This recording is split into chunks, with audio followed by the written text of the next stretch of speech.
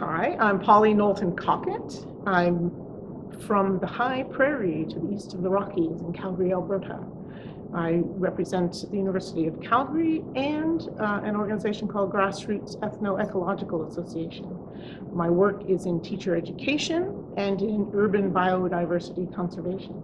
In teacher education, where I work at the University of Calgary, we often look at interdisciplinary ideas, we look at context, we look at the curriculum. All of this is about relationships, and obviously one of the most important things as educators is relationships with people. And we need to build those relationships through trust, through conversation, through collaboration.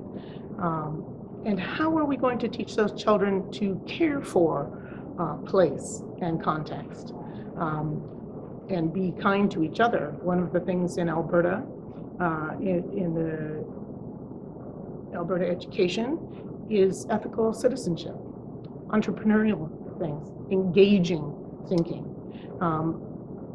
Great thing to do is to go outside and engage in the issues of the place. First step is to find out, well, what is there in the place? What was there first? Who was there first? Who came later?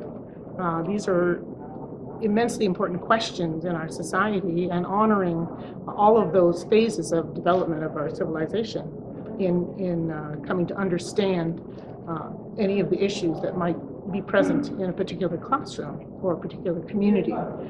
For example, when I work with students in the community, we are taking care of a fragment of the native prairie, the grassland, one of the most misunderstood ecosystems in the entire world. And many people don't even know that a healthy, biodiverse grassland can sequester more carbon than an Amazon rainforest.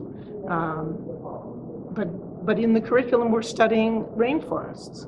Why not study what we've got right under our feet? Even in an urban setting where there's buildings all around it, we need to understand where we've come from. And in our suburban places, why are we not planting native plants to support the urban biodiversity, to support all of the pollinators that are critical to our food supplies?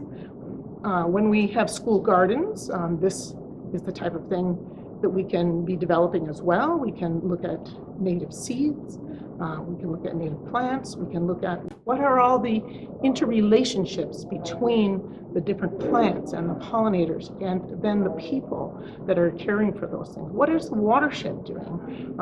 How is the river, if we have a river in our community, taking place, or the lakes or the rainfall? How is that informing what lives there and how we might live more responsibly where we are? This is the real foundation of education. We need to look at the air, the water, the food, the soil. Who knows about soil? Oh my goodness, there are so many critters in the soil, and a healthy biodiverse soil is so important. This is an amazing, rich context for looking at the curriculum wherever we are, and for sustainability within our schools and within the places that we live. And so interrelationship would be one of the socio-ecological refrains that can be very important in developing a sense of place and a sense of continuity and a sense of stewardship. Other socio-ecological refrains in the work that I do come from the place of pedagogy, come from the place of care or stewardship, and the heritage. I've spoken a little bit about the heritage already, heritage of the land, the people in the land, the heritage of the curriculum, and where did that come from, and why have we made these decisions to teach these particular things, and how might we tie that back in our urban settings in a meaningful way that allows us to live together in community and celebrate those interrelationships.